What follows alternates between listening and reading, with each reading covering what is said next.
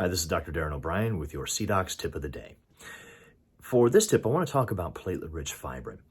Now, a lot of us have used it for grafting procedures and sinus lifts with our implantology, but I also use this on a daily basis for my extraction sites, especially for third molars. And that's what I want to talk about in this tip is I use the platelet-rich fibrin clots, and after I've extracted the third molars, I will place one of the fibrin clots into each of the extraction sites, especially the mandibular third molars, which are more prone to dry sockets.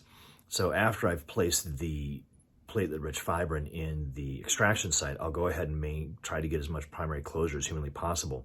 What I have found over the years of utilizing this is the incidence of dry socket is drastically reduced.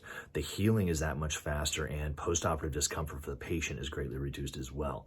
So I highly recommend utilizing your platelet-rich fibrin for any of the patients that tend to be a little slower on the healing side for extractions, and especially utilization in all third molar extractions to really reduce that postoperative complication rate and the incidences of your dry sockets. This has been your CDOCS tip of the day.